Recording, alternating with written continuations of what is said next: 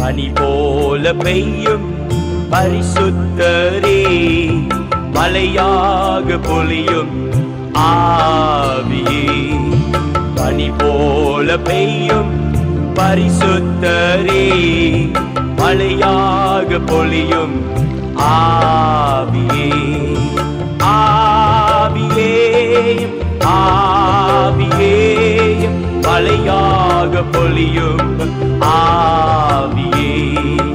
ஆவியே ஆவியே, மலையாக பொழியும் ಆವಿಯೇ. ಕ್ರಿಸ್ತೇಸುವಿನಲ್ಲಿ ಆತ್ಮೀಯ ಬಂಧುಗಳೇ, ಇಂದಿನ ಅನುದಿನದ ಆಹಾರಕ್ಕೆ ನಾವು ನಿಮ್ಮನ್ನು ಆಹ್ವಾನಿಸ್ತೇವೆ. ಇಂದಿನ ಅಪೊಸ್ತಲರ ಕೃತ್ಯಗಳಲ್ಲಿ 2ನೇ ಅಧ್ಯಾಯ ವಾಕ್ಯ 6ರಿಂದ 10ರವರೆಗೂ ಕೇಳೋಣ. ದಯವಿಟ್ಟು ನೀವು ಸಹ ಇದನ್ನು ಬೈಬಲ್ ತೆಗೆದು ಅದರಲ್ಲಿ ನೀವು ಪಾಲ್ಗೊಳ್ಳಬೇಕಾಗಿ ನಾವು ನಿಮ್ಮನ್ನು ಕೇಳಿಕೊಳ್ಳುತ್ತೇವೆ. ಆ ಸಪ್ಪಳವಾದಾಗ ಜನರು ಗುಂಪು ಗುಂಪಾಗಿ ಕೂಡಿ ಬಂದು ಪ್ರತಿಯೊಬ್ಬರು ತಮ್ಮ ತಮ್ಮ ಭಾಷೆಯಲ್ಲಿ ಇವರು ಮಾತಾಡುವುದನ್ನು ಕೇಳಿ ಭ್ರಮೆಗೊಂಡರು. ಎಲ್ಲರೂ ಆಶ್ಚರ್ಯದಿಂದ ಬೆರಗಾಗಿ, ಇಗೋ, ಮಾತಾಡುತ್ತಿರುವ ಇವರೆಲ್ಲರೂ ಗಲಿಲಿಯಾದವರಲ್ಲವೇ? ನಾವು ಪ್ರತಿಯೊಬ್ಬರು ನಮ್ಮ ನಮ್ಮ ಹುಟ್ಟು ಭಾಷೆಯಲ್ಲಿ ಇವರು ಮಾತಾಡುವುದನ್ನು ಕೇಳುತ್ತೇವಲ್ಲ, ಇದು ಹೇಗೆ? ಪ್ರಾಂತ್ಯರು, ಮೇದ್ಯರು, ಎಲ್ಯಾಮಿಯರು, ಮೊಸೊಪೊತಾಮ್ಯ, ಯೂದಯ, ಕಪ್ಪೊದ್ಯಾಕ್ಯ, ಪೋಂತ, ಅಸ್ಯ, ಪ್ರಗ್ಯ, ಪಂಫುಲ್ಯ, ಅಗ್ಯುಪ್ತ, ಕುರೇನೆಯ ಮಗಲಿನವರು, ಈ ಸೀಮೆಗಳ ವಾಸವಾಗಿರುವರೆಲ್ಲರೂ ರೋಮಾಪುರದಿಂದ ಬಂದು ಇಳಿದಿರುವ ಯೋಧರು, ಯಹೂದ್ಯ ಮತಲಾಭಿಗಳು ಇರ್ತಾರೆ.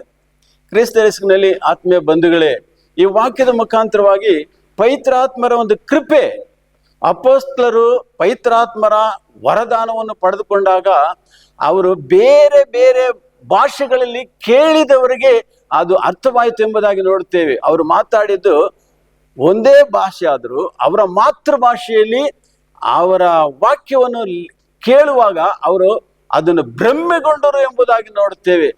ಹೌದು ಪ್ರಿಯರೇ, ಪವಿತ್ರಾತ್ಮರ ನಡೆಸುವಿಕೆಯು ನಾವು ಅರ್ಥ ಮಾಡಿಕೊಳ್ಳಬೇಕಾದರೆ ಅವರ ಮುಖಾಂತರವೇ ಅರ್ಥ ಮಾಡಿಕೊಂಡು ಅದನ್ನು ನಾವು ಅಳವಡಿಸಿಕೊಳ್ಳಬೇಕೆಂಬುದಾಗಿ ತಪ್ಪಾಗಿ ಅರ್ಥ ಮಾಡಿಕೊಳ್ಳಬಾರದು.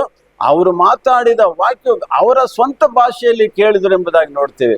ಹೌದು ಪ್ರಿಯರೇ, ಈಗ ನಾವು ದೇವರ ಹತ್ರ ಮಾತನಾಡಬೇಕಾದ್ರೆ ನಮ್ಮ ಸ್ವಂತ ಮಾತಿನಿಂದ ದೇವರನ್ನು ತಂದೆ ಎಂಬ ಮನೋಭಾವದಿಂದ ನಾವು ಪ್ರಾರ್ಥನೆ ಮಾಡುವಾಗ ದೇವರು ಅವರ ಮಕ್ಕಳಾದ ನಮ್ಮನ್ನು ಆಶೀರ್ವಾದ ಮಾಡುವರಾಗಿದ್ದಾರೆ. ಇಂದು ದೇಶದಲ್ಲಿ ಸಮಾಧಾನವಿಲ್ಲ, ಕುಟುಂಬಗಳ ಮಧ್ಯದಲ್ಲಿ ಸಮಾಧಾನವಿಲ್ಲ, ಕುಟುಂಬಗಳ ಮಧ್ಯದಲ್ಲಿ ಐಕ್ಯವಿಲ್ಲ, ಕುಟುಂಬದ ಮಧ್ಯದಲ್ಲಿ ತಾರತಮ್ಯಗಳು, ಇದರೆಲ್ಲದ ಮಧ್ಯದಲ್ಲಿ ಜೀವಿಸುವಾಗ ಈ ನಿಮ್ಮ ಸಮಾಧಾನವು, ಆ ಪವಿತ್ರಾತ್ಮರ ಅನ್ಯೋನ್ಯತೆಯ ಸಮಾಧಾನವು ನಮ್ಮೆಲ್ಲರಿಗೂ ಬೇಕಾಗಿದೆಪ್ಪ.